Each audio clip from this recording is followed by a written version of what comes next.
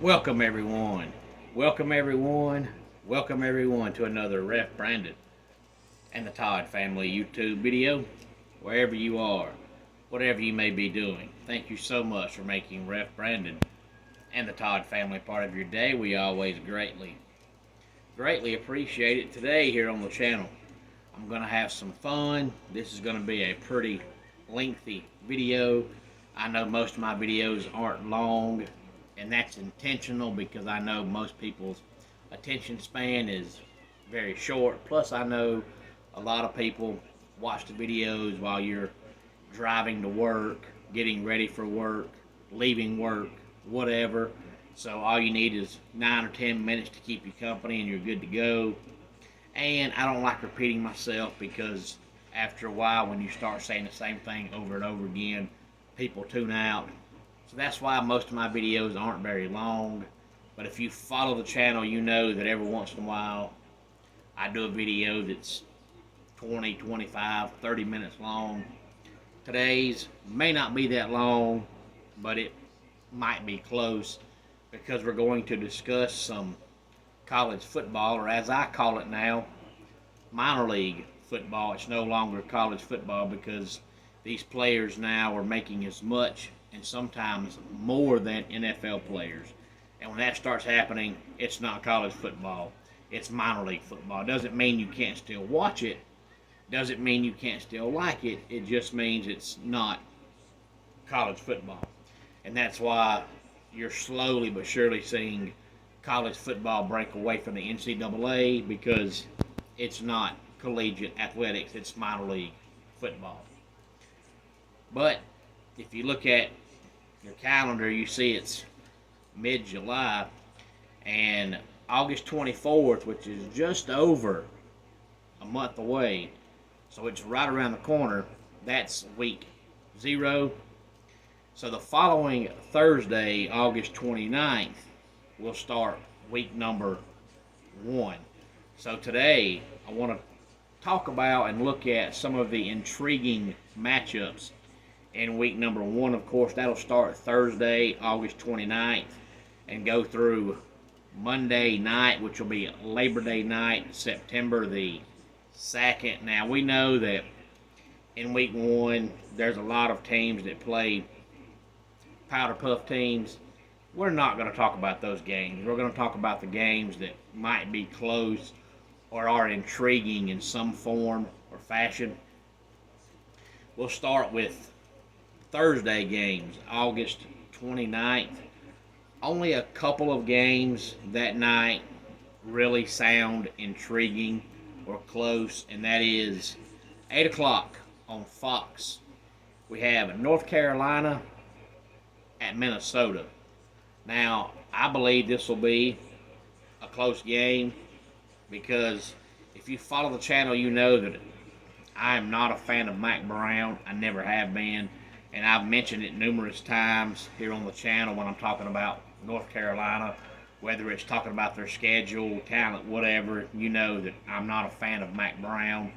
I think he gets too much praise for winning one national championship, which one national championship shouldn't mean a whole lot because if winning one national title means you're a great coach, Gene Chizik would still be coaching. If winning one national title means you're a great coach, Jimbo Fisher would still be coaching. Winning one national title, like Mack Brown has, when you've coached for 90 years, it just means that one year you had the best talent in America, which he did because when Texas had Vince Young, anybody could have been their coach, and they would have won the national championship. But if you look at Mack Brown's track record, his history, and you look at how many games he's won and how long he's coached, he's a 8-win guy. That's what he does. He might give you 9 wins one year and 7 the next year, but he has a history of being an 8-win coach. That's what he is. That's not bad, but it's not great. It's average. It's mediocre. It's good. That's what Mack Brown does. Why so many people are so high on Mack Brown, I'll never understand it. They've had 2 consecutive NFL quarterbacks. In this day and time, football is all about the quarterback. If you have one, generally you're a top 5 team. If you don't, generally, you're borderline top 25, top 20, depending on what school it is. But North Carolina's had back-to-back NFL quarterbacks with wide receivers all over the field, and they've won absolutely nothing. So I think North Carolina at Minnesota will be a good game. Also at 8 o'clock on ESPN is North Dakota State at Colorado. Now, you know I'm not a betting man, so I have no idea who's favored in this game. I believe it would be Colorado, but I'm not so sure Colorado wins this game, and if they do, I think it'll be close. North Dakota State is really good. Now, they're not as good as they were 5 or 6 years ago when they were winning all those national championships, but they're still really good, and I'm not so sure Colorado is going to be any better than they were last year. Friday night, August 30th, there are 3 games that are intriguing in some way, shape, form, or fashion. 7 o'clock on ESPN, we have Temple at Oklahoma. This will be Oklahoma's first game with their brand new quarterback, who really hasn't played a lot of meaningful football, so we have no idea how good he'll be. So Oklahoma could blow him out. And if Jackson Arnold struggles, that game could be close. 9 o'clock on the Big Ten Network, we have Western Michigan at Wisconsin. And Wisconsin needs to show some improvement because last year, in my personal opinion, they had a letdown season. They weren't bad. It just wasn't Wisconsin football. 10:30 on ESPN, you have TCU at Stanford. The only reason that game is even slightly remotely intriguing is because I know it's not a conference game for Stanford, but it will be Stanford's first game as a member of the ACC. But I want somebody to watch that game and tell me, in your personal opinion, what's happened to Stanford, because I can't figure it out. Stanford for a long time was a top 5, top 10 football team that played in many Rose Bowls, and all of a sudden in the past 3 or 4 years they have gone from being really good to just being absolutely awful. And I just don't know how you go from being a double-digit win team to being a team that barely wins 3 games in a handful of years, but somehow Stanford has figured out how to do that. And I need somebody who is a huge college football fan to help me out some, speaking of Friday nights, because the way things are going now, the way it's looking, come high school football season, I'll be doing some color commentary work on a radio station here for a local high school football team. So a lot of Friday nights, I'm not going to get home until 1:30, 2 o'clock, Saturday morning, depending on where the game is the night before.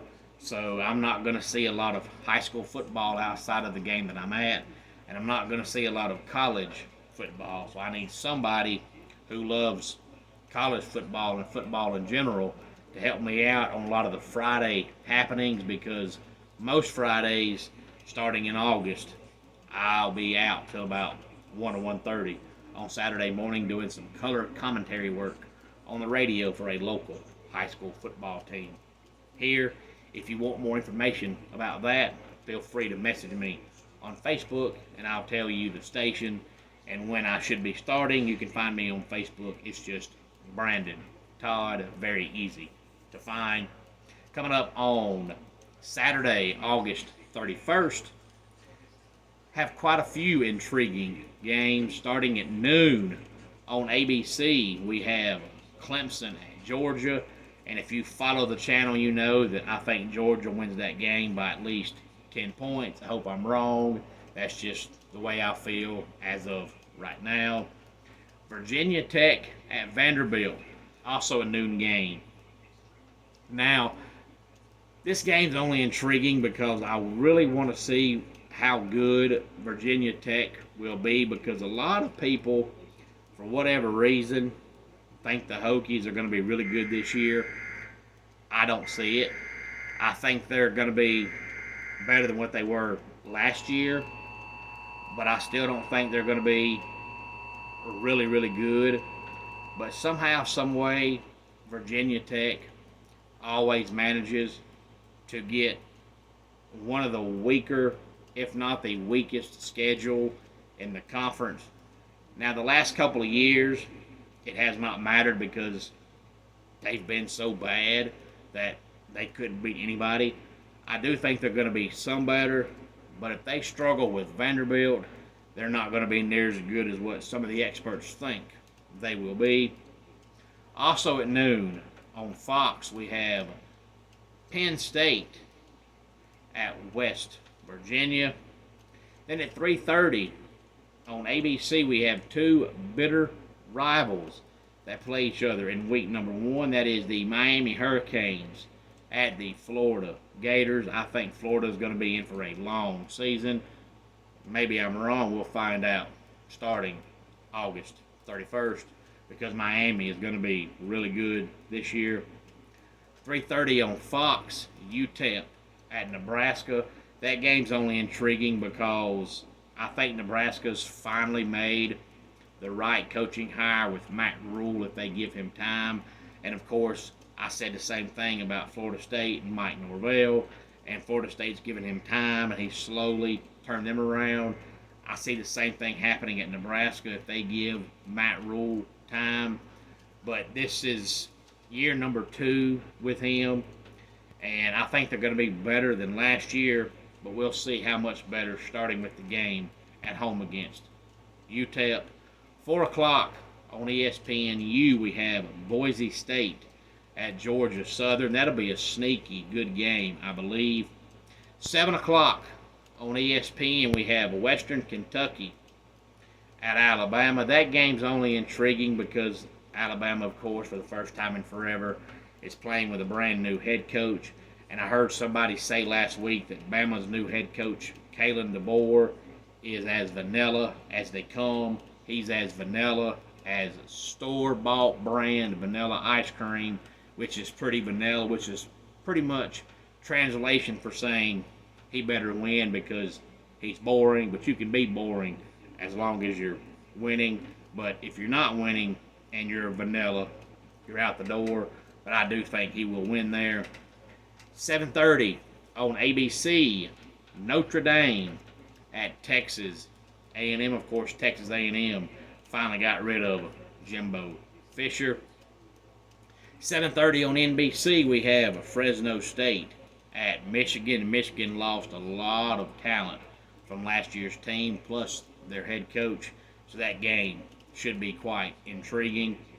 And then coming up on Sunday, September 1st, 7:30 on ABC, we have USC at LSU. I'm personally not too high on either team, and we know last year both those teams had absolutely putrid defenses.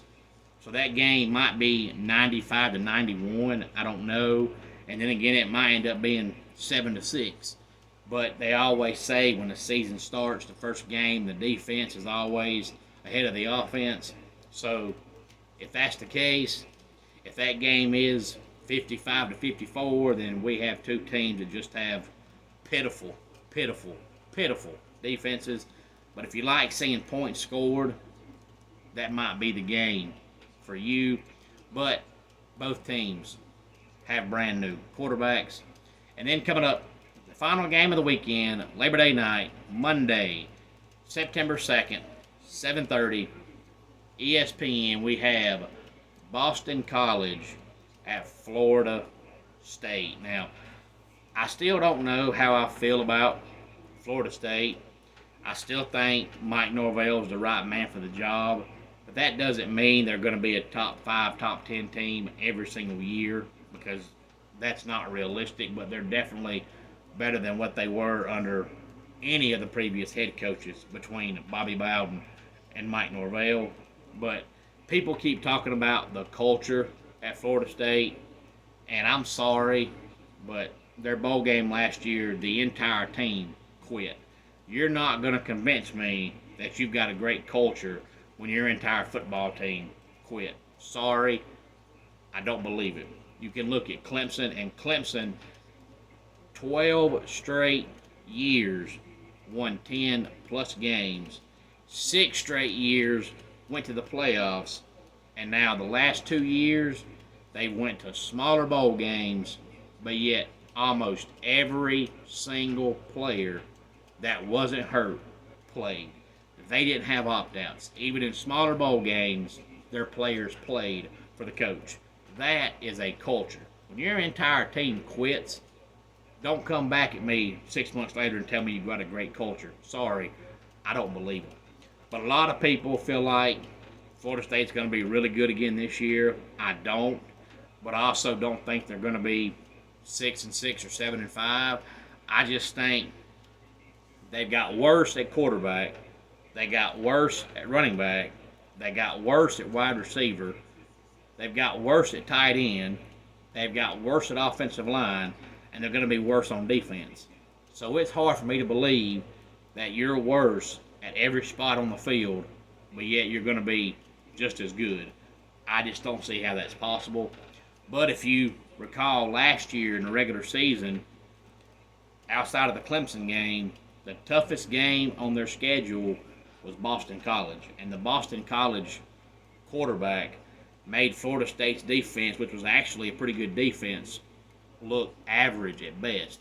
And he's Boston College's quarterback again this year. But Boston College has a new head coach. So will they use the same exact offense in that game just because they nearly pulled off the upset? Or will they completely change the offense because they have a new coach?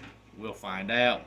But I am anxious and intrigued to see if Florida State's going to be as good as they were last year. I don't think they will be, but I also don't think they're going to be 6-6, 7-5. But I think Boston College is good enough to give them a run for their money, and we'll see how many steps back Florida State has taken in that game. Any thoughts on any of these games, please feel free to let me know. I know it's still about 6 weeks away, but the way time flies, it'll be here before you know it. But I wanted to go ahead and talk about these games, to go ahead and get the word out there, to go ahead and get you pumped up for the season, because it will be here before we know it. Let's go ahead and get our dad joke of the day in here. When you get a bladder infection, you're in trouble. And that does it for today's Ref Brandon and the Todd Family YouTube video. Until next time, it's Ref Brandon saying, just like in pro wrestling, life can be over by the count of 3. Tell your friends and family how much you love them. Bye.